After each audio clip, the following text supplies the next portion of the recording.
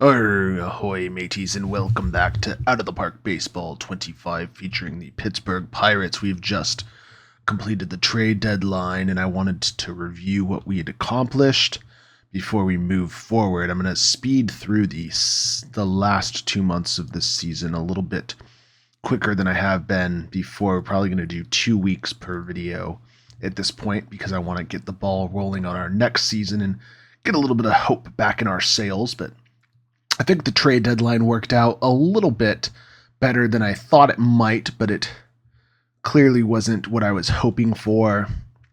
Either way, it looks like our big trade of the deadline was with Kansas City.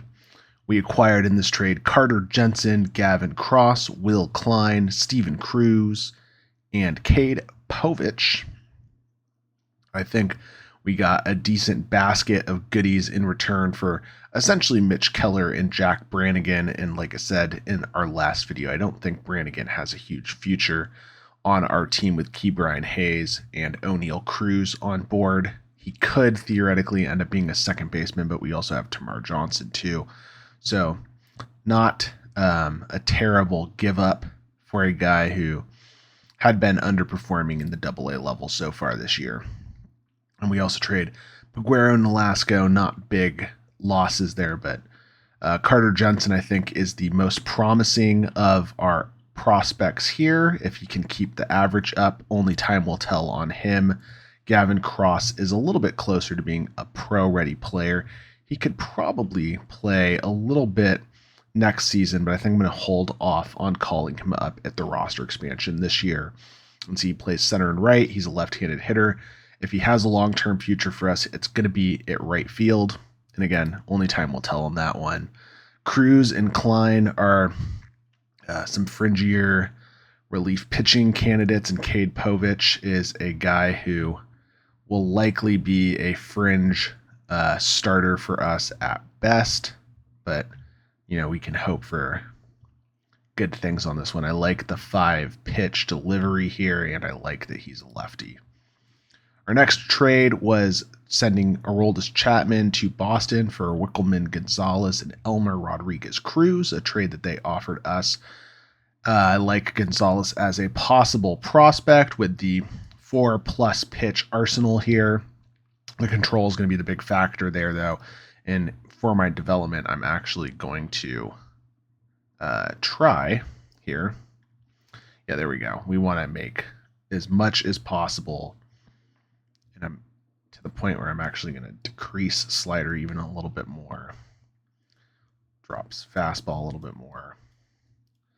Get the total stuff going. Even drop stamina a little bit more. I want to make sure that we are focusing a ton on control for Wickelman Gonzalez moving forward. We also sent Quinn Priester to Boston for Blaze Jordan and Brian Mata. Mata, once a top prospect in the league, has been severely terrible since his Tommy John surgery in real life. He's, I don't even think, in the top 20 prospects for Boston anymore, and he probably will never make the pros. But again, a guy worth taking a shoot on. Blaze Jordan, also part of this trade too. We talked about him as a potential backup first baseman or first baseman against left-handed hitters in the future. And we also did this last interesting trade where we sent Nick Gonzalez to Arizona for Matthew Boyd, David Martin, and Manuel Pena. Martin probably the best prospect out of the bunch here, but none of them are mountain shakers at any step of the imagination. Boyd's the most interesting guy, though he is 33, so probably not a huge future for him. But one thing I was interested in was I was looking at our team, and I wanted to see how making those trades, especially since we got rid of a top clubhouse guy like Mitch Keller, how that was going to affect us moving forward. So you can actually take a look at that. I was looking at team chemistry and noticed that everyone is very happy, and realized this is based solely on just their team chemistry rating. And if you go back to your main team, which we're going to go to organization roster, you have a view here that you can look at personality and morale, and it'll show you all the different factors that go into their morale.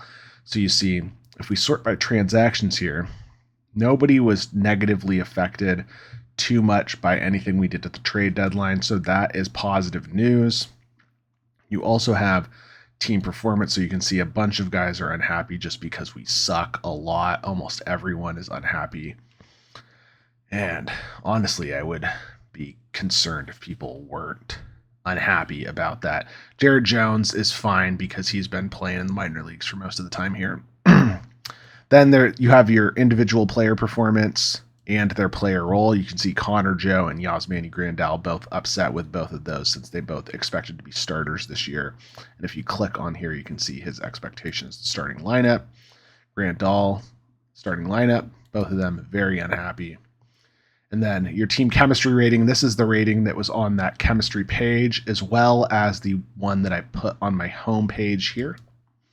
And all that boils down into this final player morale rating. So you see, we only have a handful of players that are pretty upset. I don't really care too much about any of them except maybe Colin Holderman moving forward. I'd like Connor Joe to be as good as he is in real life. Maybe we just haven't given him the chance this year, but with the way that the guys ahead of him in the lineup have been playing, it just makes sense to not have him starting for us. So that's the sad reality of it. I did make some tweaks to my lineup based on some studies of my splits for where guys are hitting in the lineup, as well as how they're doing against lefties and righties. So we'll see how that goes moving forward. Of note, I benched Jack Sawinski against left-handed pitchers moving forward. So we'll see how that works out. O'Neal Cruz is also dropped considerably in the lineup, especially against left-handed pitchers. He's all the way down in the 8 spot. So we'll see how that works out for us. Last but not least, I wanted to go over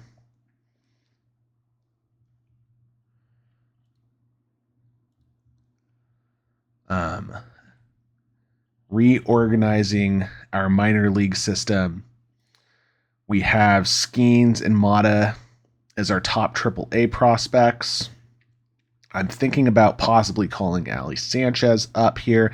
I want to get Vidal Brujan some action at the pro level. He's been very good in AA for us so far.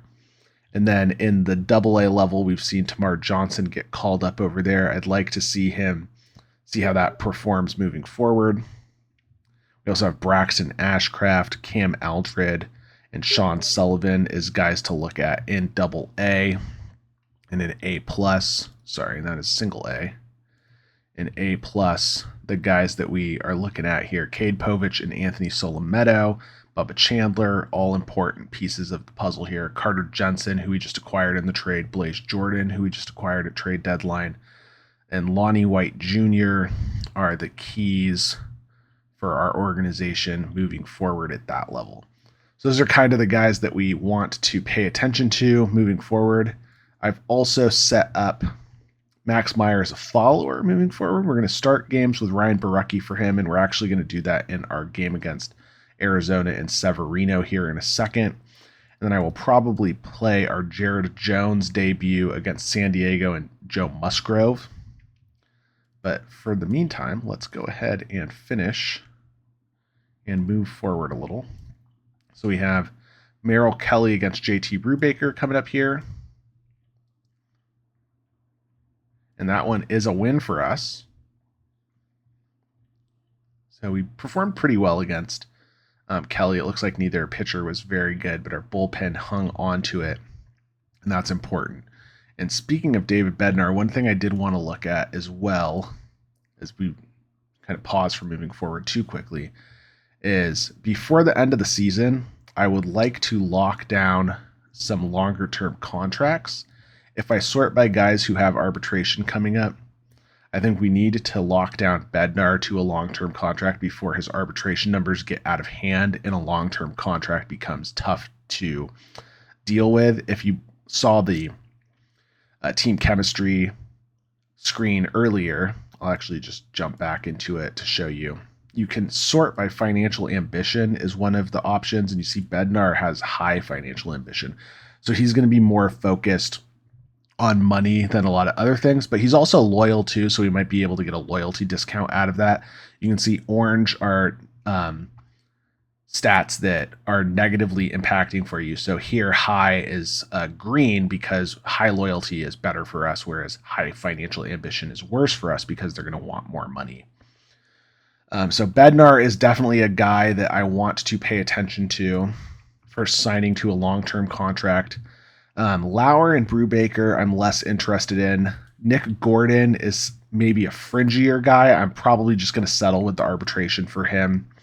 Olivares, I might not even bother keeping him around long term. And then I might, though I probably won't, try and see if I can lock Sawinski into a long-term deal now and just bet on him being playing up to his potential more moving forward. So just some more financial things to pay attention to, because that's kind of the state of where we are as an organization right now. We're more focused on 2025 at this point than we are on 2024. So let's simulate one more game. Hopefully it's a win. And it is an 11-6 victory. So a rare offensive slugfest for us. It looks like everyone in the lineup got a hit except Kutch and Cruz. We had a home run from Sawinski, just his 6th of the season, which is really depressing. If you look at his scouting report here, our scout, well, last time I looked at it, should be able to get 35 homers a season, and he's only got 6. So that's alarming. He's having a really bad year, but hopefully we'll fix that moving forward. And actually, it looks like this was the Max Meyer game. So my apologies. We had Perez as the opener in this game. Meyer went 3 1/3 and then got blown up, but the bullpen came back. And I just want to see if it looks like most of the damage came in the 4th. So that would have been the 3rd inning, which is not usually he would get through 3 looking fine, which is one time through the lineup. Something went awry in that game. So because we had that Meyer start there, which I want to look at my pitching staff just to see why it went to him. It looks like because he was fresher than Matthew Boyd. Let's go ahead and just give Matthew Boyd a look then here, since he's our upcoming pitcher. He's our newest acquisition, a lefty against the Diamondbacks, who I think are a primarily right-hitting team. And yeah, you look, they have some switch hitters. Corbin Carroll's really their only primary left-handed bat. Last time we played them, we were in Arizona, and they did some serious damage to us. So we'll see if we can make it through on this one.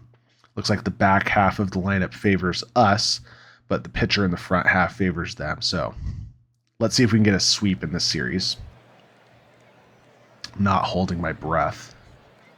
He's making his Pirates debut. Matthew Boyd will start the game off with a 4-pitch walk. Both teams underperforming, I think. Arizona coming off of a World Series loss. They won the National League pennant last year, and now they are 4th in the National League coming into this year. Boyd strikes out Marte for the first out of the game, and then it looks like he might get another walk, and he does, walking Corbin Carroll. So he's walked a runner into scoring position.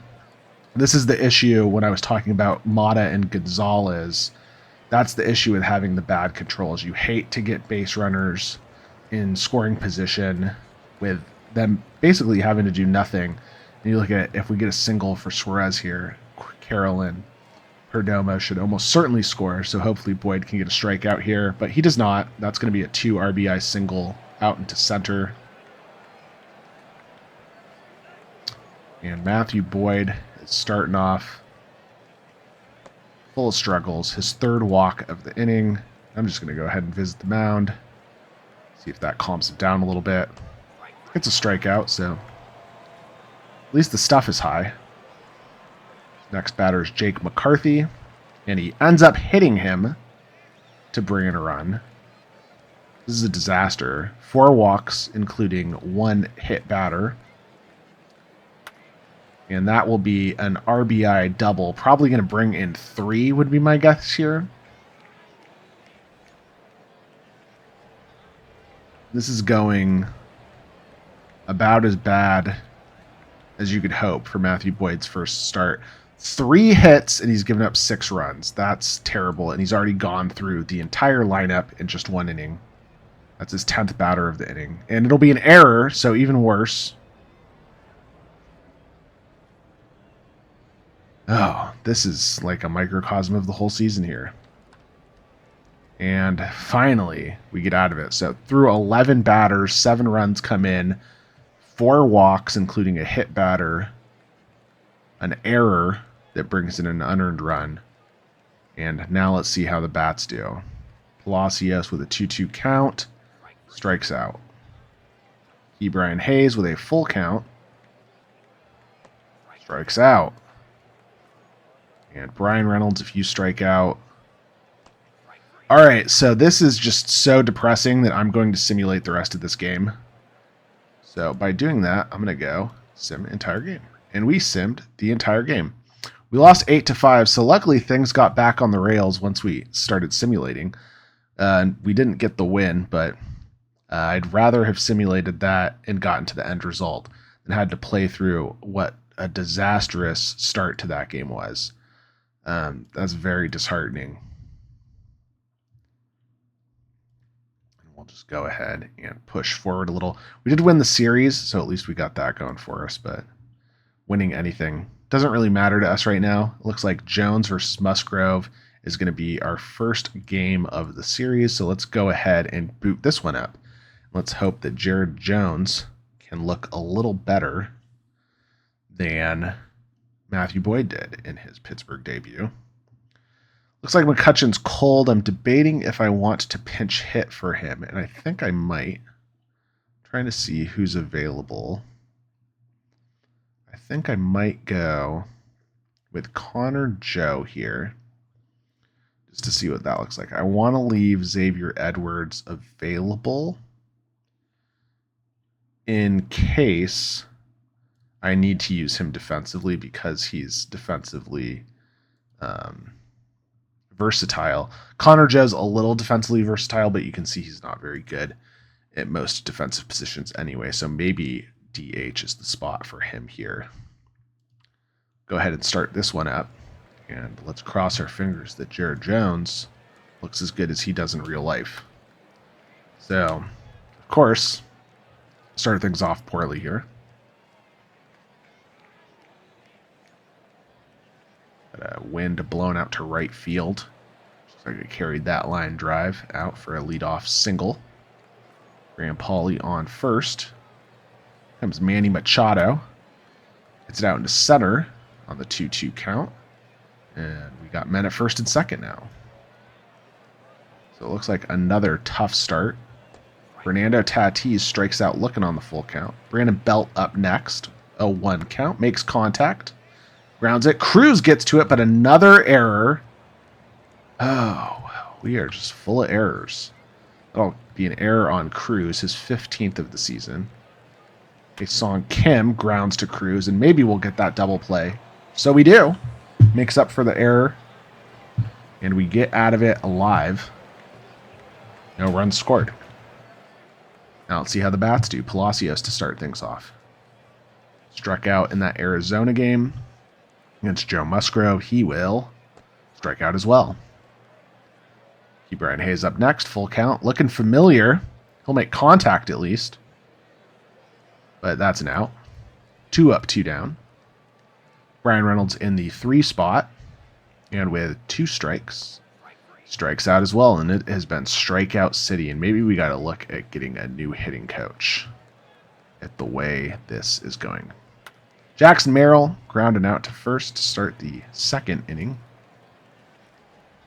Luis Campusano up second. 0-2 pitch coming in, and that's contact out into left field. I think it should be an out, and it is.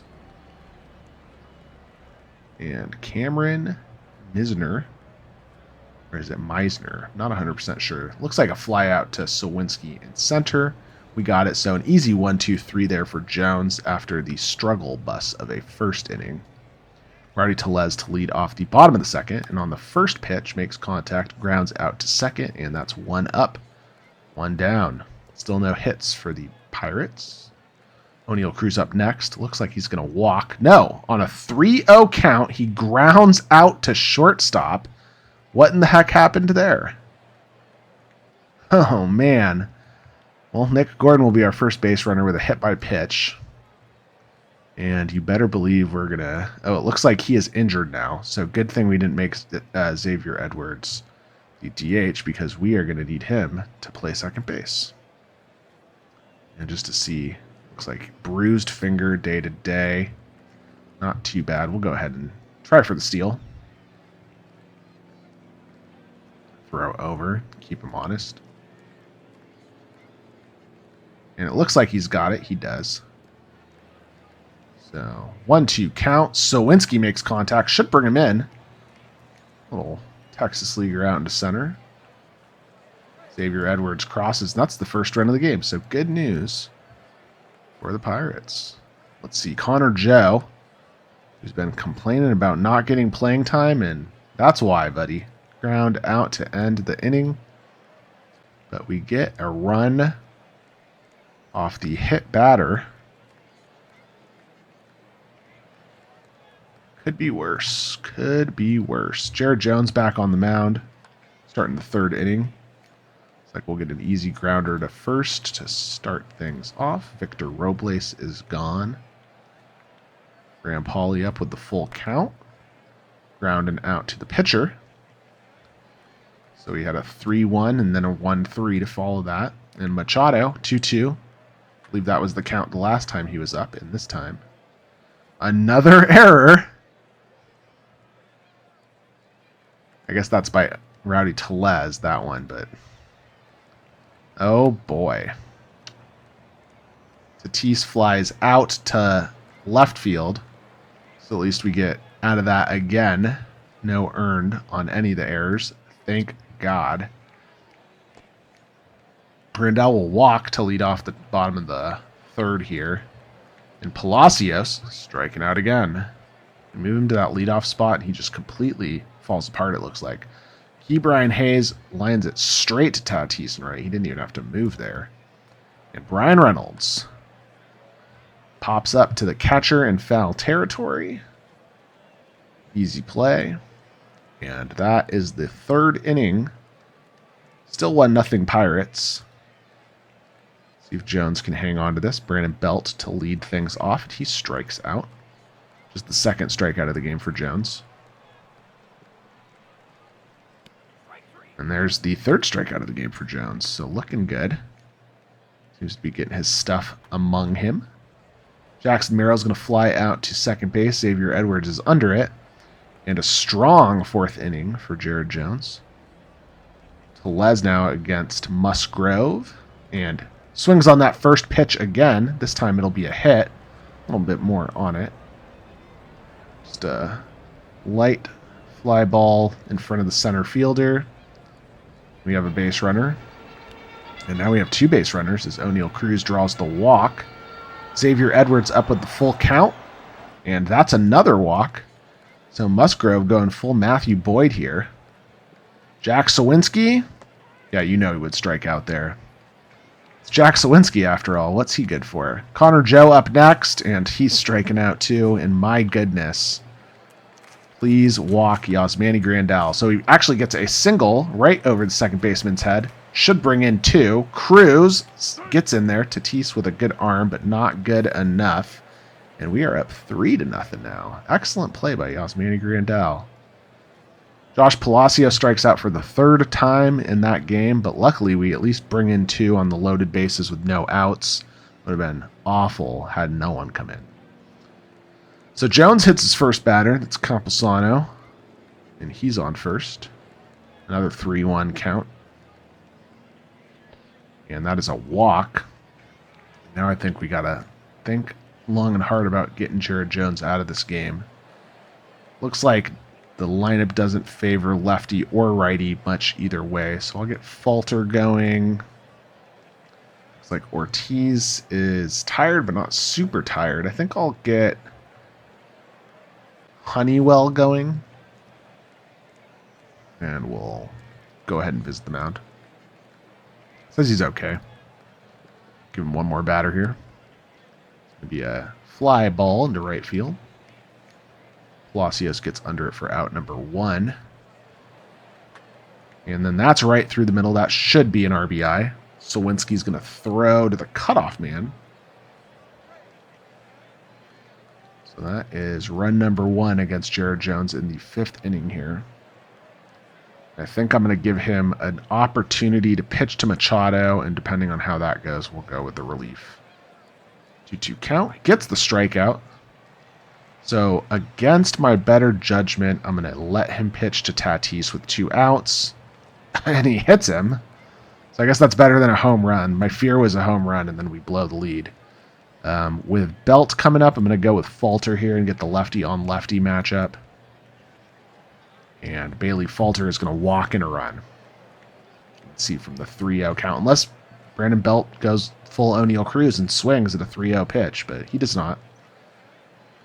And crossing our fingers here. First pitch, that's contact to O'Neal Cruz. Please don't be an error. It's not. So they put 2 on the board and cave away everything we did in the bottom of the 4th. But we're still up 1, so not all is lost. Brian Hayes to lead things off in the bottom of the 5th, and he grounds out to the pitcher.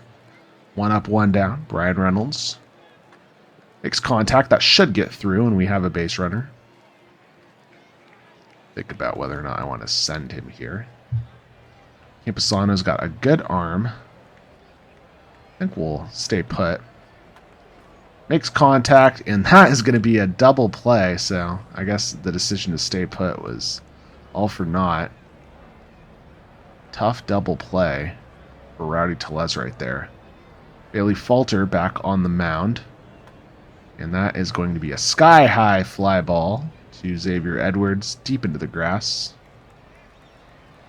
1 up, 1 down. I'm going to get Honeywell going again, just in case I need him. Campusano makes contact and gets a single up the middle. I think that's his 2nd time on base day. His last time, I believe he got hit by a pitch. But I don't have my box score in front of me, so. So Falter then strikes out Misner, leading into Victor Robles. We'll go ahead and pitch to him.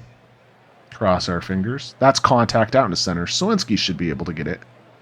And he does. So Falter makes it through the 6th. Just a 1 base runner and no runs scored. Go ahead and sit Honeywell again. O'Neal Cruz to lead off the bottom of the 6th. And that's contact on a 1-2 pitch. Could be a tough play at first, and it looks like he's safe. And he is. Infield single for O'Neal Cruz. Go ahead and send him. Feel good about this. Looks like we have a relief pitcher going now.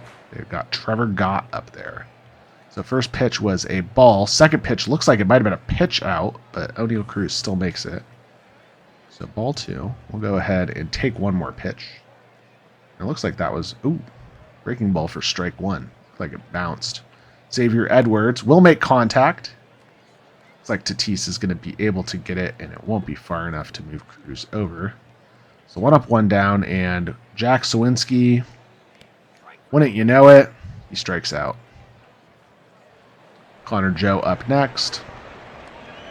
Contact, and it grounds out to 3rd. So Cruz does nothing with the leadoff infield single. The lead is still just 1. Falter is still out here, and his first batter will be Pauly. Makes contact on the first pitch and flies out. Line drive to Xavier Edwards. Manny Machado up next. Another first pitch hit and grounds out to Brian Hayes. I guess I shouldn't call him before the out actually happened, since we've been having a ton of errors lately. Fernando Tatis up 3rd, flies out to right field. And a nice 7th inning for Bailey Falter, who's really settling into a groove here.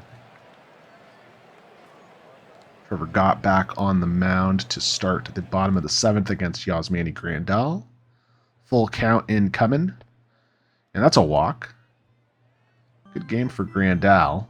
And Josh Palacios, I thought that was going to be strikeout number 4. Instead, that is a 2-run homer. And we have gained that lead right back. So excellent patience for Palacios. All those strikeouts were just a giant setup to get that pitch right down the middle. I'll give it to you, Josh Palacios. Proved me wrong. I thought that was going to be the golden sombrero for sure. So Brian Hayes follows that up with an infield single, or sorry, not an infield single, a single ground ball past the shortstop. Pardon me, I don't know what I'm saying. All right, so Sims has come into relief now. Debating if I want to steal Brian Hayes. I think I'm going to leave him with no outs here. Hope Brian Reynolds doesn't ground into a double play. And he strikes out with the check swing. So now I will go ahead and steal him. Looks like it was a breaking ball. Good pitch to decide to steal on. And now we'll see if Tellez can use that to his advantage. And he does. Draws the walk. That is into O'Neill Cruz. 1-2. And he strikes out. So two strikeouts now for Lucas Sims. Xavier Edwards. 3-1 pitch incoming. Checks his swing to draw the walk. And now we have the bases loaded for Jack Sawinski. Mr. Strikeout himself. Draws a walk. Run comes across. So Lucas Sims. Trevor Gott was the last reliever. Having a tough go of it here. 3 walks and 5 batters. He's only gotten walks or strikeouts. Connor Joe will break that trend here with the 1-1 pitch. Makes contact over to short. And he will get the runner at second to end the inning. The 3 come across in the 7th. The lead is now 4 runs. 6-2 ball game. Brandon Belt to lead off the 8th for San Diego. Makes contact. Falls down into right field, and they have themselves a leadoff base runner.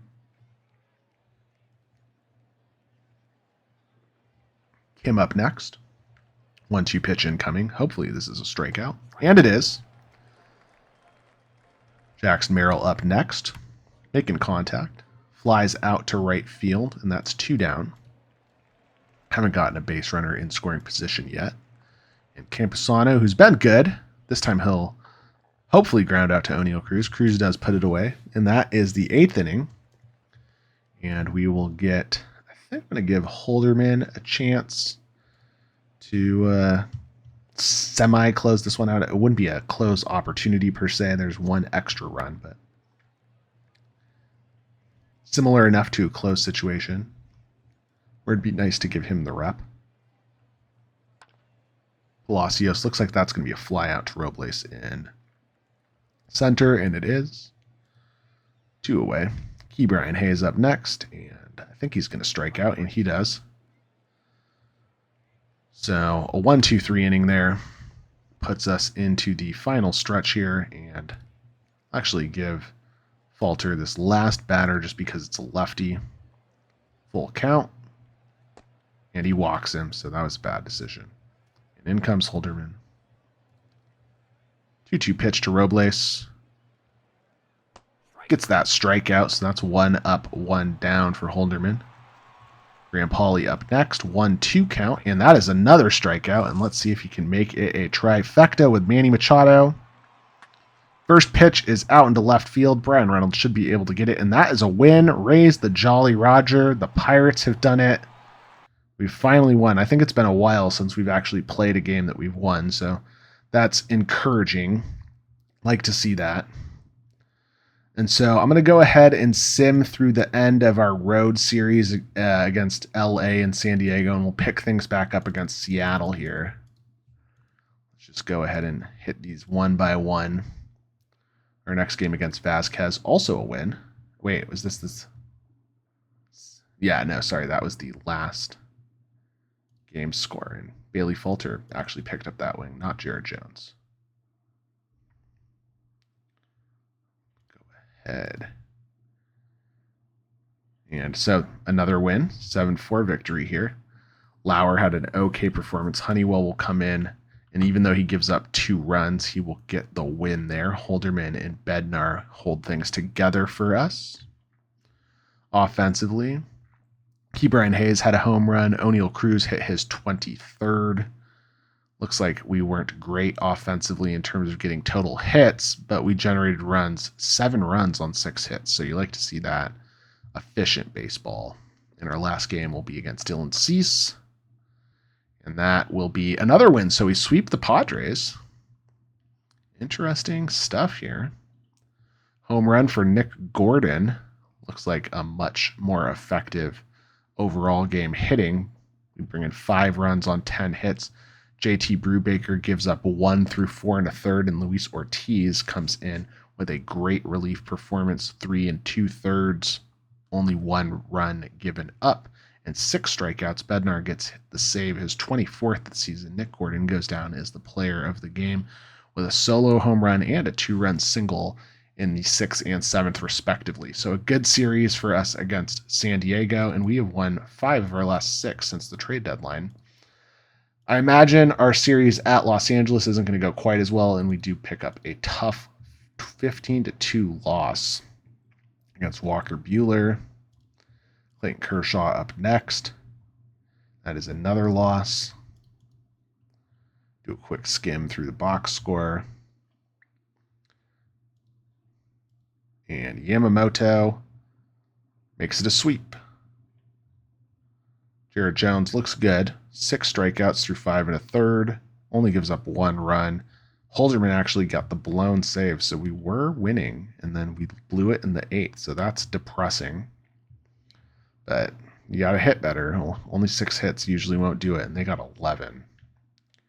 Though I'm sure most of them came late in the game. Well, 7 of them came against Jared Jones, so either way, continue to sim here. San Diego, who we swept earlier, they'll take the first game in their home series. Vasquez over Lauer here. Looking at the box score, terrible hitting performance. Brian Reynolds, the only guy who really did much of anything. Ke'Bryan Hayes and Reynolds both got home runs. 2-run homer for Ke'Bryan Hayes, solo for Reynolds. And then another loss, a 1-2. This looks like a pitcher's duel between Brubaker and Cease. Both bullpens look good. 7 hits, but only 1 run on that. O'Neal Cruz, sharp, 4 for 4. Cease the player of the game in that one. And Jared Brito picks up the loss in the last game here. Perez gets the start into Max Meyer, so we did the opener into follower situation here. Luis Ortiz gets a multi-inning save situation. And what's interesting is technically all 3 of these guys should be starting pitchers. So this is like modern crazy strategy baseball here going on. Maybe we'll experiment a little bit more with that moving forward. Rowdy Tellez, player of the game, 3 for 4. It looks like he had a 3-run home run, and I'm actually wrong about that. It was a 2-run home run and then a single that brought in a run later. So almost all the offense coming through Rowdy Tellez's bat. A bunch of RBIs, though, spread out. Looks like Reynolds had 1, Hayes, Edwards. So a good performance. We pick up, 5? 5-1, 5-4. I think we broke even on that, right? We were 5-1 on our first 6, and then 1-5 on our back 6. So that's pretty much summing up the whole season for us. We're breaking even a lot. We're picking up a 2-1 series, and then we're losing the next series, or we're just doing a lot of 1-2 series. It's been a tough season for us, but I think we have things heading in the right direction. We have Seattle and then at Texas coming up in our next video. And we'll probably play some games against Cincinnati and Chicago in our divisional matchups. And that'll probably put us right near the end of August. And then we'll have roster expansion right around the corner. So excited to see where we go moving forward. And thanks for watching. Go Bucks, and we'll see you next time.